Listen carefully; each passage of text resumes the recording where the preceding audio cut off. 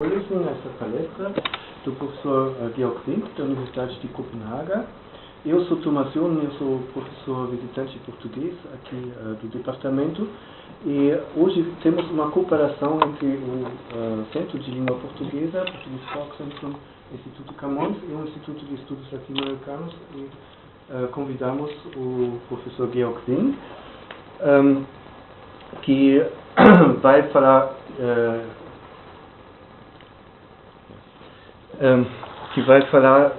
sobre um tema bem interessante que é baseado na tese de doutorado que ele escreveu sobre a ideia sobre o Brasil, que eu posso passar, que é escrito em alemão, porque se defendeu na Universidade de Maguncia, em Mainz. Então, se vocês querem dar uma olhada sobre inglês, e que foi, no princípio, o início do nosso contato, porque minha colega Thais Machado Borges, aqui do Instituto, tinha achado essa tese num catálogo e me perguntou se eu não queria escrever uma resenha, porque achava interessante o resumo, e aí eu escrevi a resenha e entrei em contato com o Georg esse ano, porque nós achamos muito interessante convidá-lo aqui. Georg Wink possui graduação em Estudos Latino-Americanos, Sociologia e Economia pela Universidade Livre de Berlim, e estudou no Instituto de Estudos Latino-Americanos lá. Fez mestrado lá também nessa área e doutorado em estudos aplicados de língua e cultura espanhola e portuguesa na Universidade Johannes Gutenberg em Maguncia, Mainz, em Germersheim, essa tese.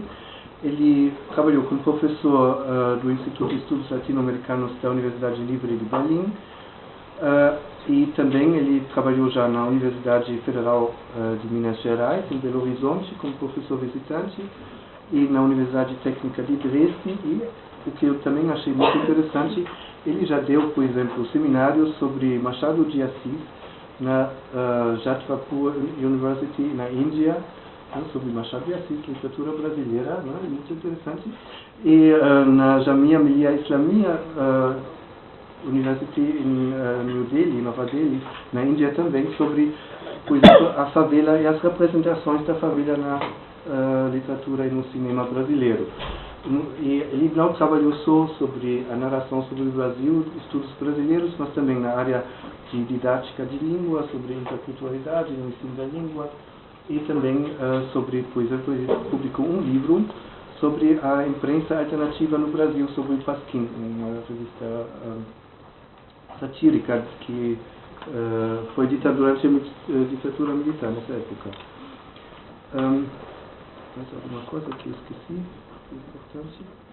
E agora, atualmente, ele trabalha, isso eu esqueci, mais importante, ele trabalha desde agosto na Universidade de Copenhaga, na área de estudos brasileiros.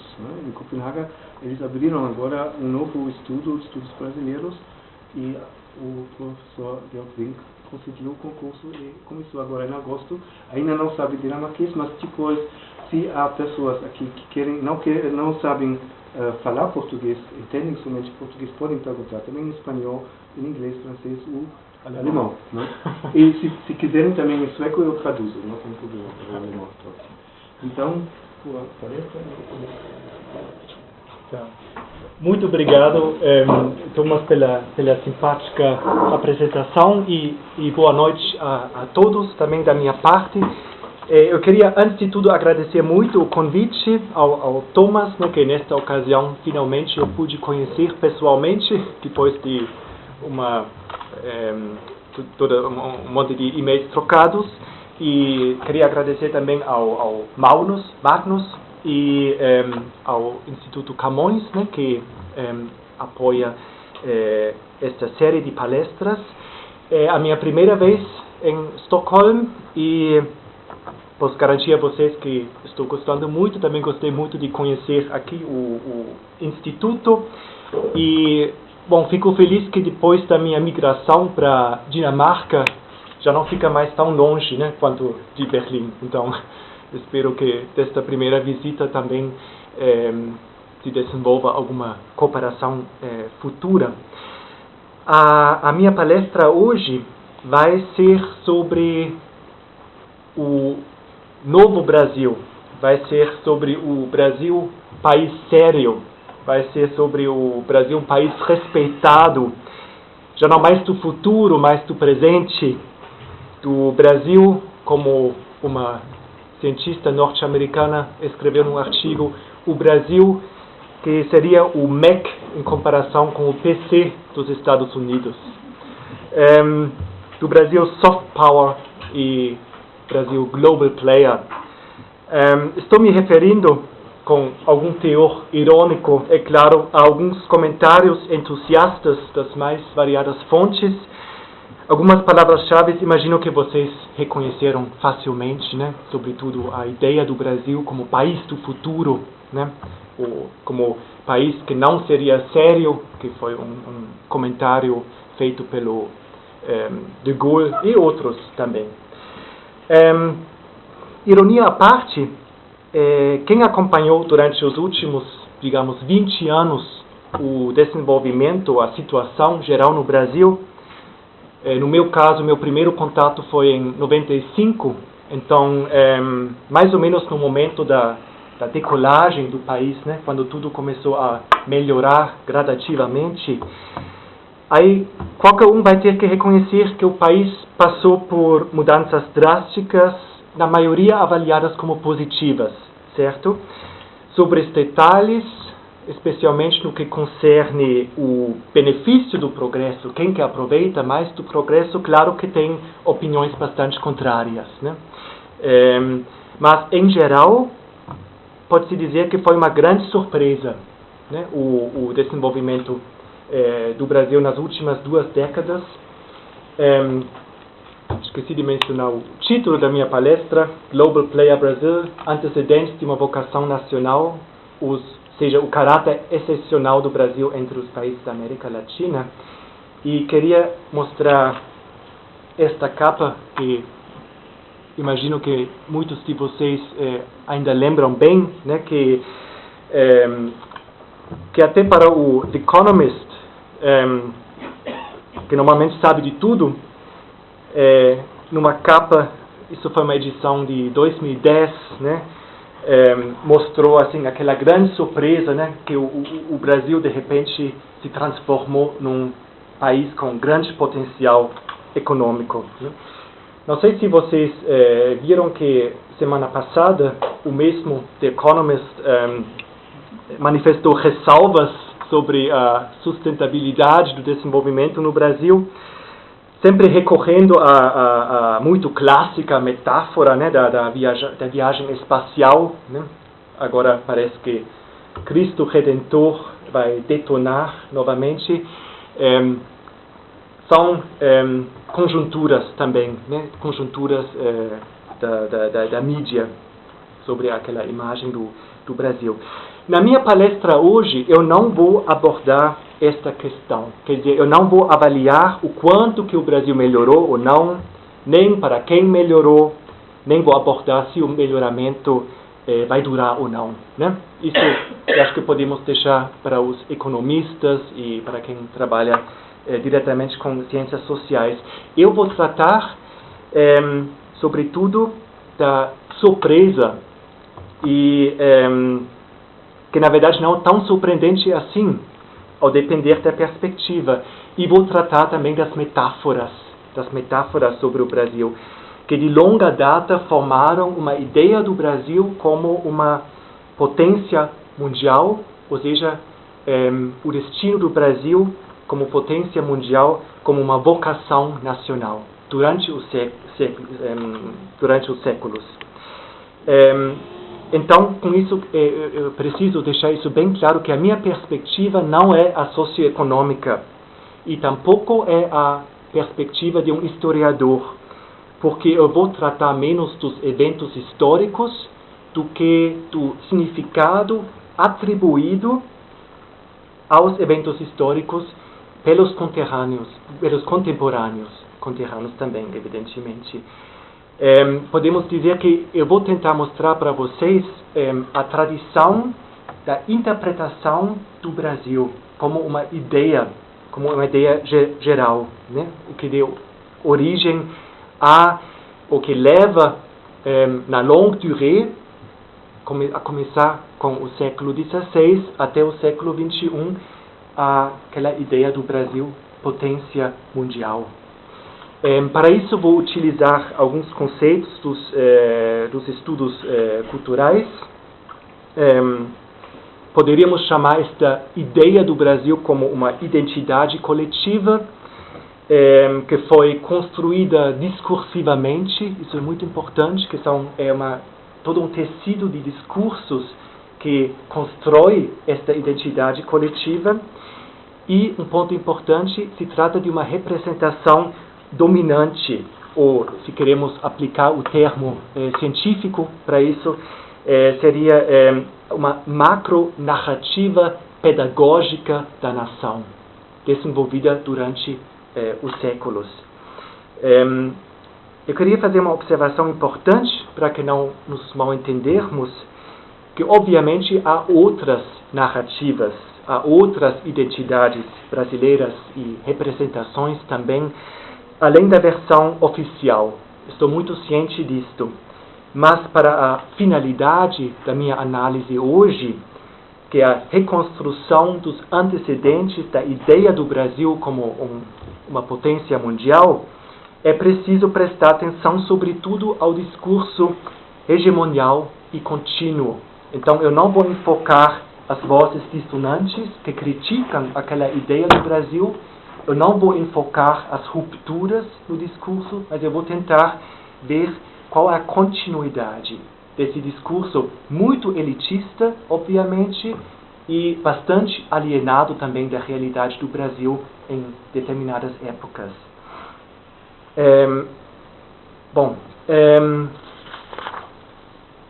Isso, assim como essa é a minha proposta, né, para a palestra de hoje. E só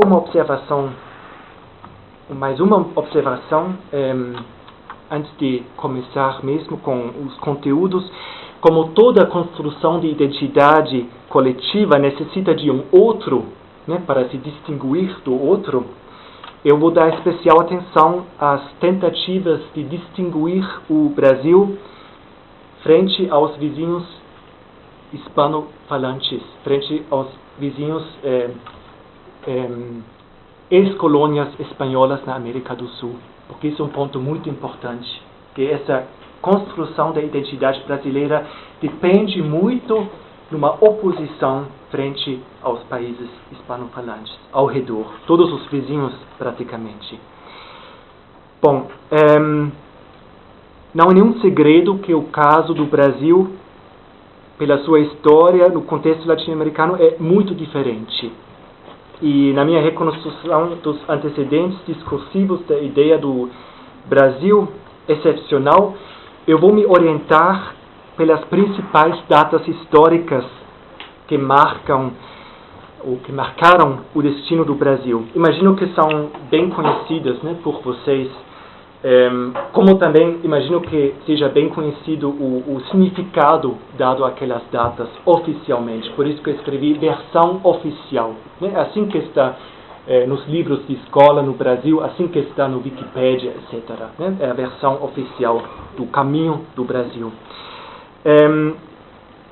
A começar em 1500, né, o descobrimento do Brasil por Portugal.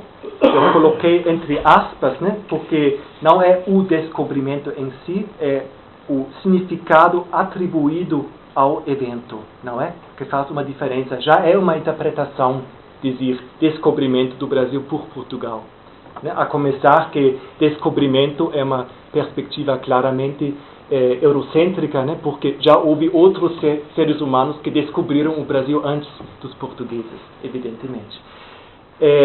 A segunda data, 1808, uma data bastante negligenciada, a fuga, assim chamada fuga da corte portuguesa ao Brasil, dentro do contexto das guerras napoleônicas. Em 1822, uma data bem conhecida, a independência do Brasil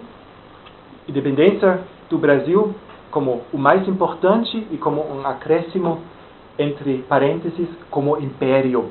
Né? Que independência, estamos acostumados a ver independências como repúblicas, né? Em todo o Novo Mundo, não só na América Latina. No caso do Brasil, independência como império. e 1889, a proclamação da República do Brasil, né? Essas são as 4 datas chaves, digamos, né, que determinaram o caminho histórico do Brasil. E aqui podemos ver bem claramente como a história do Brasil se diferencia, né? É outro colonizador, é um rei que pisou em terras americanas, né? Um caso único na história. É uma monarquia no Novo Mundo, também um caso, se abstraímos de um curto intervalo, 2 curtos intervalos no México, é um caso único também no Novo Mundo, e é uma república bastante tardia, né? 1889, em comparação com os vizinhos latino-americanos. Frequentemente, os historiadores consideram esse caminho especial do Brasil como um desvio, ou como uma defasagem, né? Quer dizer, o Brasil atrasou de certa forma, foi uma república tardia, não pegou o caminho direto, mas pegou um desvio, né? É um pouco um pouco essa ideia por trás de muitos trabalhos de historiadores sobre o século XIX no Brasil. É bem estudado esse caminho especial do Brasil, tem toda uma variedade de trabalhos históricos, e não vou poder lhes dizer muita novidade sobre esse caminho especial do Brasil. Agora, novidade sim é se olharmos para estes eventos pela sua interpretação contemporânea e, de certa forma, se nós nos colocamos numa posição, numa atitude mais ingênua, esquecendo-nos do padrão latino-americano. Aí podemos dar todo um outro significado a este caminho especial. Eu digo isso porque estamos muito acostumados a entender independências, em primeiro lugar, como um passo em direção para uma libertação do colonizador. Estamos muito acostumados a ver independência como um passo de um sistema antigo para um novo, quer dizer, monárquico para republicano. E também estamos muito acostumados em entender o Brasil dentro de um contexto do terceiro mundo. Então, como o Brasil fazendo parte de um terceiro mundo, com todas as implicações políticas. Agora, é uma perspectiva do presente para o passado. Se olharmos o que as pessoas achavam e imaginavam sobre este caminho especial do Brasil durante os acontecimentos, é toda uma outra visão. E é por lá que gostaria de analisar mais. Porque se olharmos todos estes eventos numa perspectiva contemporânea, nos colocando mesmo na posição dos contemporâneos, o caminho já não é mais tão surpreendente assim, não. E o caminho até tem muita coerência e lógica. E o que é mais interessante, este caminho, esta trilha, leva diretamente à ideia do Brasil potência mundial, global player, etc., que está tão presente na mídia hoje em dia. Ou, em outras palavras, o que quero mostrar com a minha palestra é que a ideia do Brasil global player é uma ideia muito antiga e que é todo um desenvolvimento durante os séculos que leva o Brasil para esta posição. Não caiu do céu, né? É todo um processo histórico. Bom, eu vou falar em média algo como 10 minutos sobre cada uma dessas datas históricas, tentando mostrar uma outra perspectiva possível de análise, e assim imagino que nos sobrará bastante tempo para uma discussão, para perguntas depois, etc., né? Então vamos começar com a primeira data, que aliás é a mais interessante. E qual foi a diferença do descobrimento do Brasil pela coroa de Portugal, se a compararmos com as descobertas pela coroa de Castilha e Aragão. Então, qual a diferença, em palavras curtas, entre o descobrimento feito pelos portugueses no Novo Mundo e pelos espanhóis no Novo Mundo, né? É um assunto conhecido, mas se entrarmos nos detalhes, tem muita diferença. A situação nos dois reinos foi algo semelhante na segunda metade do século XV. Ambas as coroas estavam em pleno processo, em Portugal já concluído, de reconquista, assim chamada reconquista, né, da Península Ibérica, dos mouros, e ambas as coroas estavam na procura de um novo caminho para a Índia, já que o caminho habitual por terra foi bloqueado desde 1453, quando os otomanos tomaram Constantinopla. Não totalmente bloqueado, mas implicou em altos impostos, então foi dificultado. Então, as duas coroas precisavam procurar um novo caminho para a Índia para garantir os altíssimos lucros, né, do comércio com a Índia, o comércio de especiarias. Então, como chegar à Índia? Houve duas estratégias. Estou tentando explicar bem sistematicamente, porque eu acho que a narrativa em geral é bem conhecida. Duas estratégias.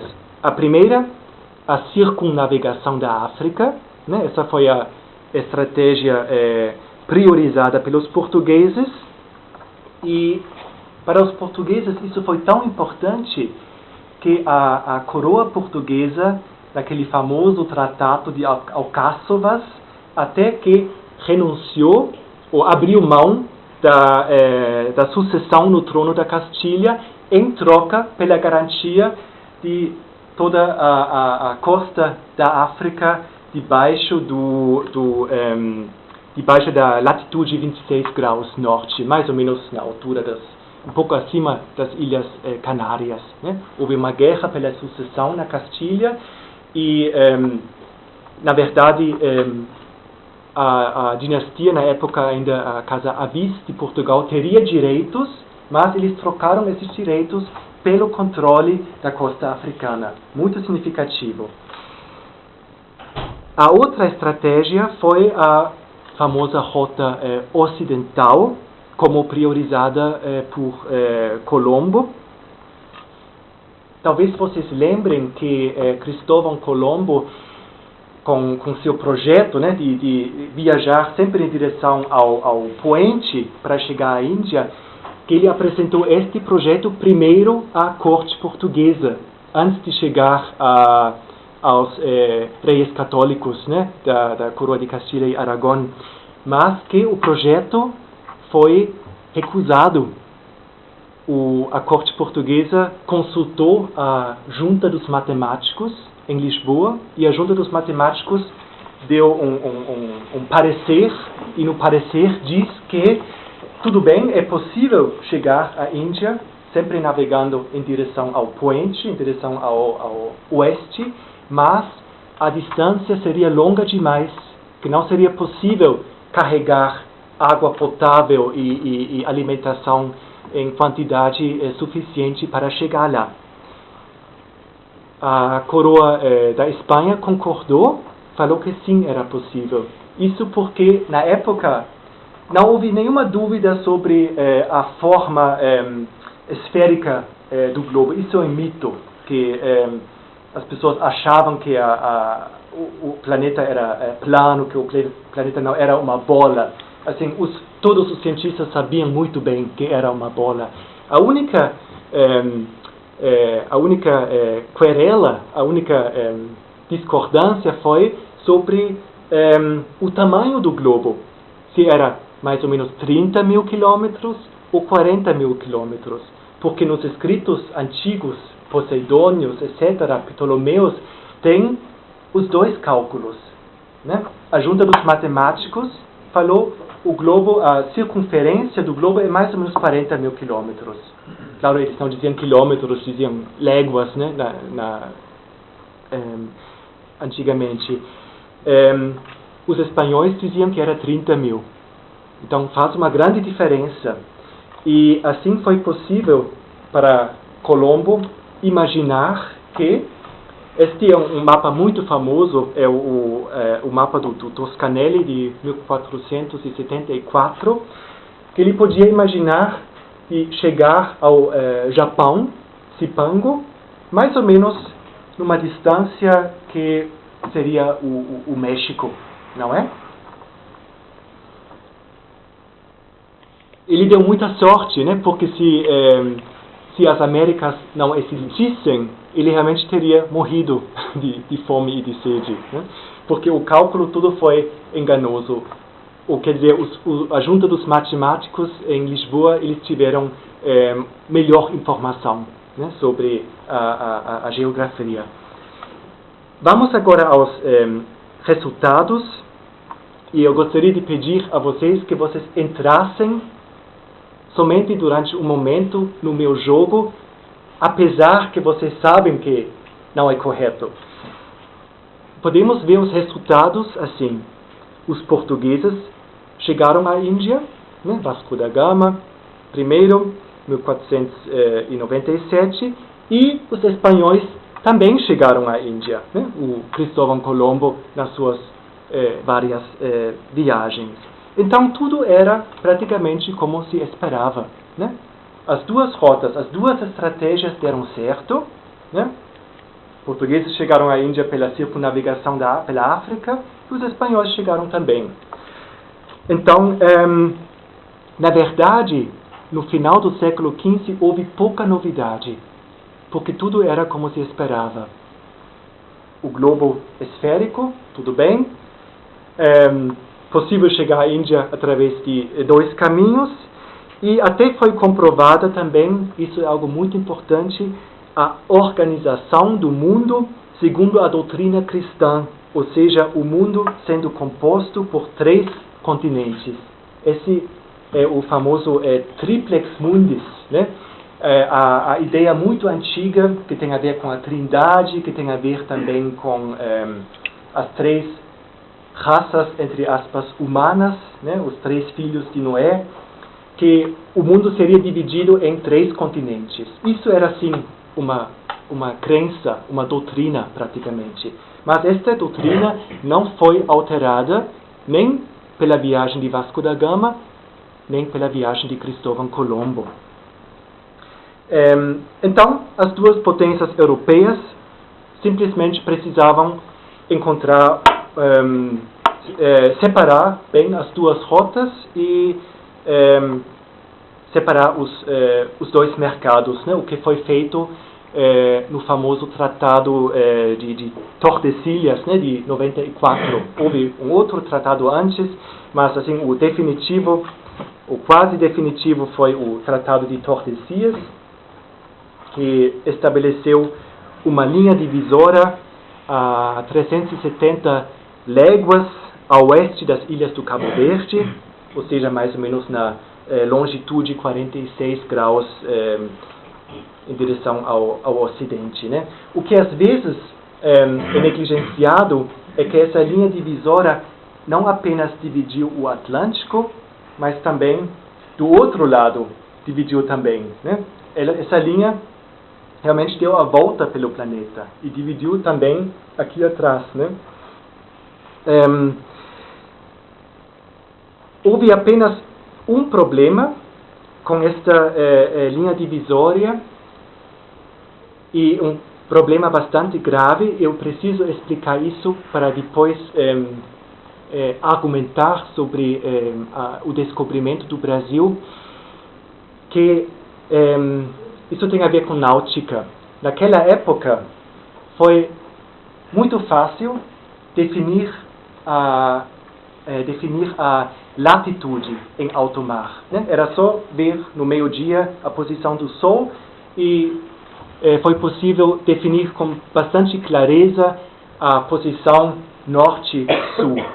Agora, o que não foi possível até meados do século XVIII foi definir a posição a posição de longitude em direção ao oeste e ao leste, porque não existiam relógios que funcionavam nos navios por causa do movimento, né? Demorou até 1750 e algo, até que um tal John Harrison inventou um cronômetro que funcionava a bordo. Até aquele momento era todo um cálculo muito complicado de qual o curso, qual a velocidade do navio, as correntezas do mar, o vento, tudo isso fazendo um cálculo geral para saber mais ou menos qual a posição em direção ao leste ou ao oeste. Tem histórias muito trágicas sobre isso. Por exemplo, o Jean de Léry, que é famoso, né, porque ele ficou preso no Brasil e, na opinião dele, ele foi quase comido, né, pelos nativos brasileiros. Quando ele finalmente foi resgatado e viajou de volta à França com o navio entrou em várias tempestades e foi desviado do curso, e quando a tripulação do navio se achava a alguns quilômetros da Bretanha, na verdade eles estavam perto das Ilhas Bahamas, porque não foi possível posicionar o navio. E eles quase morreram de sede e de fome. A maioria morreu assim que eles chegaram à França, porque comeram demais, né, no momento do resgate. Então, é apenas um mínimo detalhe técnico, mas que vai ser determinante para o descobrimento do Brasil. Até agora, eu ainda não falei sobre o Brasil. Eu evitei falar sobre o Brasil, porque o Brasil ainda não existia como ideia, nem o Novo Mundo, né? Todo o mundo ainda estava, até aquele momento, organizado no padrão antigo, de 3 continentes. Agora, essa situação de certezas mudou logo depois, e mudou quando Vasco da Gama, ele voltou em 1499, e o rei de Portugal, Manuel I, ele mandou uma missão diplomática para a Índia sob o comando do Pedro Álvares Cabral, isso em 1500, e imagino que seja bem conhecido. O Pedro Álvares Cabral, ele segue rigidamente as indicações de Vasco da Gama para chegar à Índia pelo caminho mais fácil. Então, o Vasco da Gama explicou para ele que o curso deveria ser sempre em direção ao sudoeste, aproveitando dos ventos, né? E apenas quando chega na altura do Cabo da Boa Esperança, que foi fácil, né? Porque distância norte-sul foi fácil de determinar. Neste momento era para mudar o curso e navegar diretamente em direção ao leste, certo? Então, o Pedro Álvares Cabral, ele seguiu rigidamente essas indicações e, de repente, acha no Atlântico Sul uma ilha muito interessante, que tem algumas propriedades que a distinguem de tudo que foi achado anteriormente. Por quê? Aquela ilha, pela posição, ela não podia pertencer ao continente asiático, né? Porque o Pedro Álvares Cabral, ele teve muita sorte. Eles tiveram uma tempestade bem no início, mas do Cabo Verde até chegar à costa brasileira, eles tiveram tempo ótimo, ventos constantes, então foi um curso muito reto, sem algum desvio. Então, chegando à costa brasileira, eles sabiam que, de forma alguma, eles podiam estar perto do continente asiático, pela posição em direção ao oeste, né? Que eles sabiam que era muito mais ao sul e muito mais perto da África do que da Ásia. Isso é muito importante.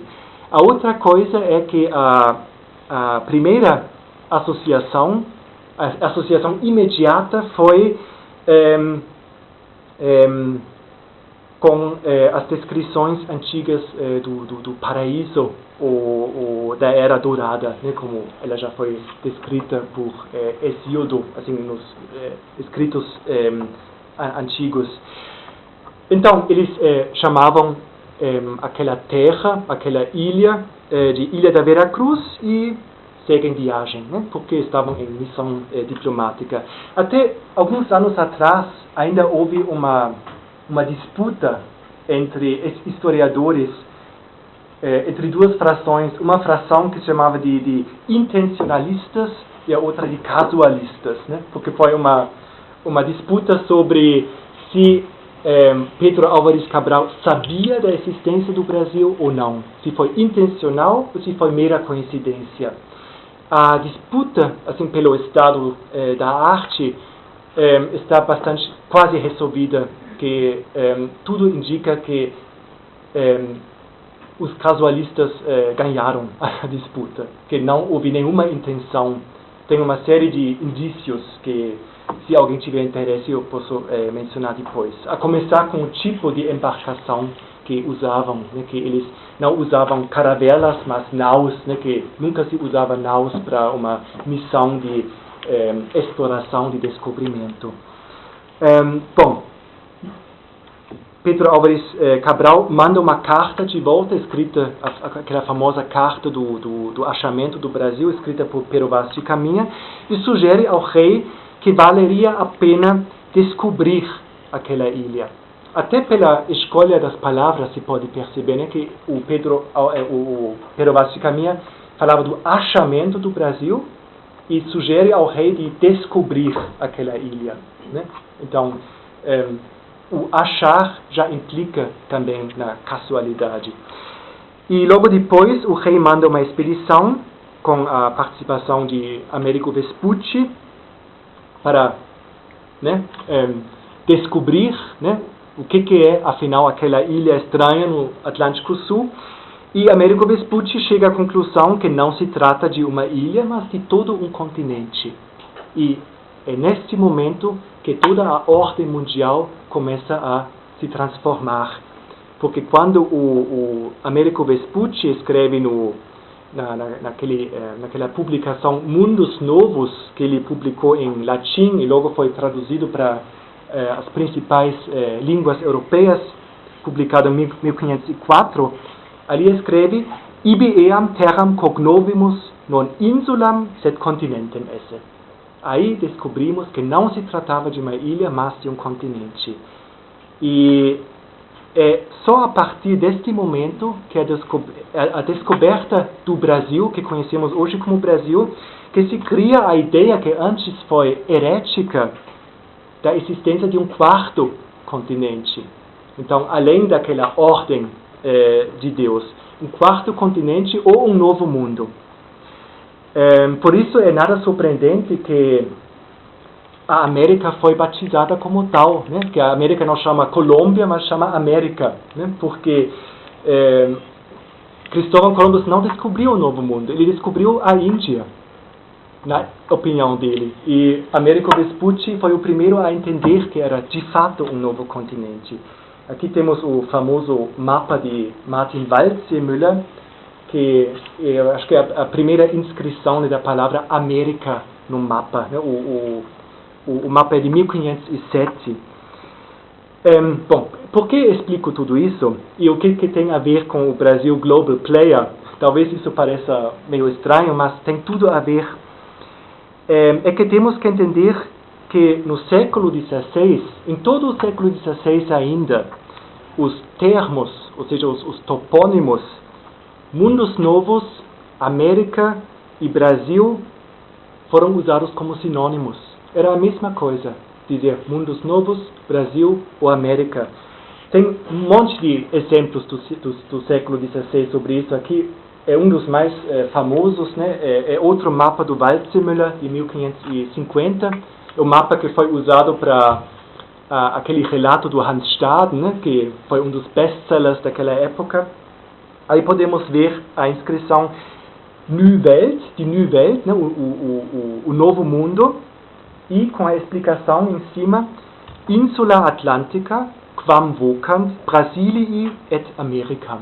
Né? A ilha atlântica que chamam de Brasil ou América. Tudo uma mesma coisa. Né? É muito estranho para nós que hoje em dia estamos acostumados a ver a América na América do Norte. Mas a América, no início, foi o Brasil. E se voltarmos a perguntar qual foi a diferença do descobrimento do Brasil em comparação com os descobrimentos feitos pelos espanhóis, só para resumir, teremos as seguintes respostas. Primeira coisa, desde o início sabia-se que o Brasil era parte de um novo continente, ou um novo mundo, e não uma parte da Ásia, não uma parte do mundo conhecido. Segundo ponto, o Brasil foi entendido como uma ilha, isso é muito importante, uma ilha de dimensões continentais, mas claramente separada de Las Índias. Né? Tinha nada a ver com o Caribe em cima, no imaginário da época. E essa ideia do Brasil ilha, ela se mostrou bastante persistente durante os séculos.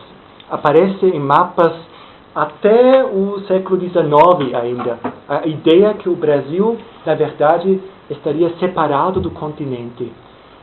Bom, não demorou muito para descobrir que não era o caso, mas mesmo assim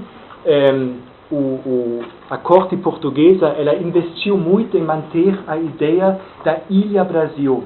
A argumentação foi então que o Rio de la Plata e o Amazonas, que os dois rios teriam a mesma fonte num lago, então que o Brasil seria uma ilha separada por rios, pelo menos. Né?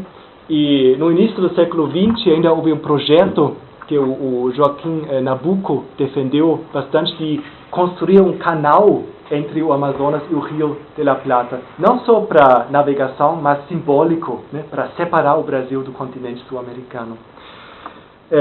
A terceira coisa muito importante é que a primeira associação do Brasil foi com o paraíso, muito diferente da descoberta dos espanhóis. Né? Para os espanhóis logo se depararam com templos que em vários escritos aparecem como mesquitas. Né? Então foi o inimigo de novo aparecendo, né? Muçulmanos na América Latina. Os nativos no Brasil, desde o início, foram entendidos como ingênuos, né? Como antípodos, como pessoas que não tinham nem fé, nem rei, nem lei, nem nada, completamente ingênuos. Então, a ideia que depois aparece nos escritos filosóficos franceses, né, sobre o bon sauvage, o bon sauvage, na verdade, foi o brasileiro, não foi o azteca ou o inca. Né? Então, são esses três pontos, né, Novo Mundo, Ilha e Paraíso, que formaram os três elementos básicos da ideia do Brasil. Né? Toda essa macronarrativa pedagógica que leva à ideia do Brasil potência mundial tem sua origem nesta ideia de ilha, novo mundo e paraíso. Bom, vamos agora dar um pulo no tempo, mas prometo que as coisas fazem sentido, né? Conectados. Vamos pular agora para o século XIX. Por que a coroa de Portugal, de repente, decide mudar para o Brasil? A fuga da corte, assim chamada fuga da corte. A versão oficial da história diz que, frente à ameaça de Napoleão de mandar invadir o reino, né, o Napoleão já tinha colocado um irmão, foi irmão ou foi cunhado, mas o José, no governo da Espanha. Então, a versão oficial é que a família real decidiu de fugir e que eles foram apoiados pelos britânicos. para dizer a verdade, eu sempre duvidei muito dessa explicação simplória demais. Então eu fui procurar sistematicamente textos que trabalham com fontes que mencionam uma possível migração da corte de Portugal para o Brasil. E encontrei praticamente desde o final do século XVI textos que mencionam esta opção. Na verdade, pode-se dizer que não houve, desde o final do século XVI, nenhuma crise econômica ou política interna de Portugal, sem que alguém apareceu com a ideia, bom, vamos mudar para o Brasil, vamos mudar a corte toda para o Brasil. Então, é um plano muito antigo, que só nunca foi realizado. E, claro que é um plano que tinha vantagens muito práticas, né? Os homens de grosso trato, né? Os comerciantes importantes, eles sempre defendiam de translocar o centro econômico para o Brasil, porque era uma posição estrategicamente melhor, né? Mais perto do comércio com a Índia, com a costa da África, etc. Mas tem também toda uma tradição metafísica por trás, uma tradição metafísica sobre a utopia de um império, o último império, o império do Ocidente, ou na maioria das vezes chamado de quinto império, que é a ideia de um império que seria, numa sequência de impérios, o último império antes da Apocalipse. Então seria o império que iria receber Deus de volta na Terra, né? O último império antes do reino de Deus. E essa tradição narrativa existe em vários países, né? Mas a variante portuguesa do Quinto Império é muito curiosa, porque é uma ideia muito forte e contínua. E a ideia, na verdade, ela já começa com a própria fundação do Reino de Portugal, naquela famosa batalha de Ourique, né? Quando Afonso Henriques recebe praticamente uma ordem divina, né? Aquela apoteose, né? de Afonso Henriques, quando ele recebe a ordem divina de criar um império lusitano. Um império lusitano que alguns séculos depois se tornou realidade, né? O império lusitano foi o primeiro grande império, né? Mundial, né? Desde Timor-Leste, né? até o Brasil. E tem também muito a ver com a tradição portuguesa pela mitificação do Dom Sebastião, o sebastianismo. Imagino que alguns de vocês já tenham ouvido falar disso, né? Que a dinastia Avis, ela sofreu uma tragédia numa das últimas cruzadas, né? Quando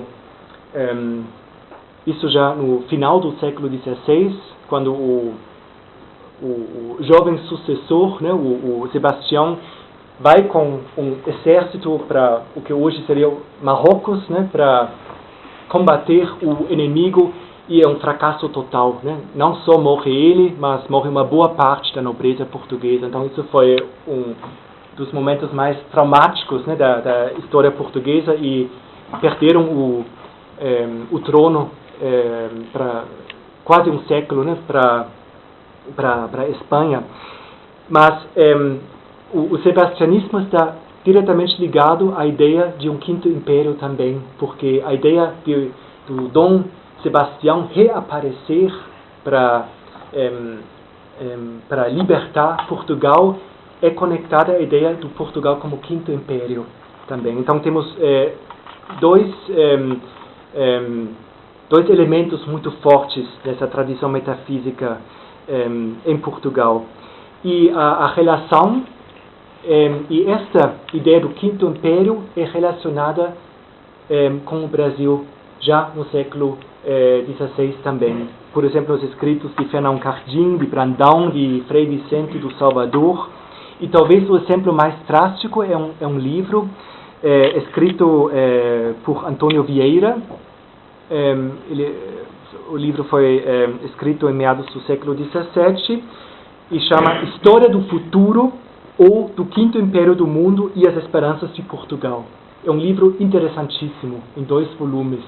E neste livro, Antônio Vieira, ele faz uma exegese do Velho Testamento para comprovar que o reino de Deus iria ter seu início no Brasil.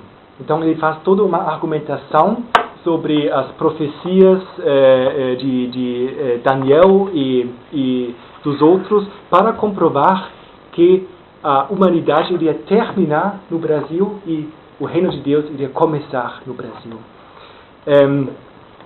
Bom, resumindo,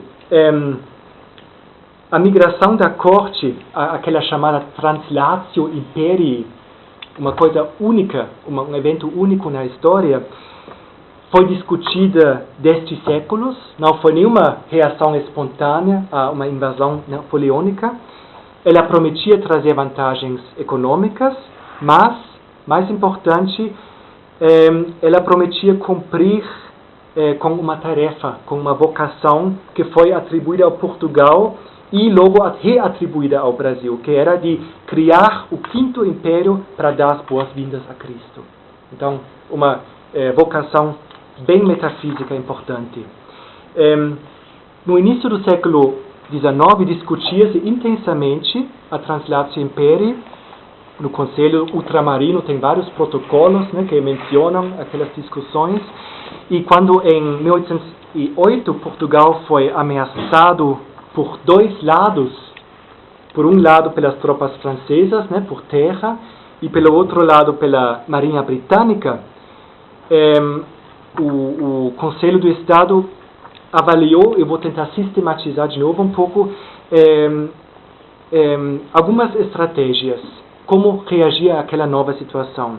A primeira estratégia muito curiosa é de casar o príncipe Pedro com uma sobrinha de Napoleão, que teria resolvido o problema, né? O próprio Dom Pedro I, se o destino, se a história tivesse sido diferente, teria casado com uma sobrinha de Napoleão. Mas não foi possível. E qualquer cooperação com Napoleão teria provocado, provavelmente, o bombardeio de Lisboa pela frota inglesa, né? Da mesma forma como fizeram 2 anos antes com Schopenhauer, né? Que também foi bombardeada pelos ingleses porque se recusaram a aderir ao bloqueio continental. A segunda opção, aceitar a ocupação e simplesmente cooperar com os franceses. Agora, isso teria sido um grande risco, porque o Jean Andoche Junot, né, o general encarregado pela invasão de Portugal, ele não foi nenhum desconhecido em Portugal, ele já foi embaixador lá em Portugal durante alguns anos antes, e ele vivia espalhando panfletos republicanos entre a população. Então, alguma cooperação com os franceses logo depois teria levado a uma república, então ao fim do sistema monárquico. De fato, quando os franceses invadiram o Portugal, isso só como uma observação à parte, eles foram recebidos como libertadores por uma boa parte da população, né? Porque eles acabaram com a Inquisição, eles fecharam os monastérios, etc. Né? Toda essa, igual como aconteceu em Berlim também, né? Foi toda uma reforma em andamento. Então, não podia também, né? Porque seria suicídio pela monarquia.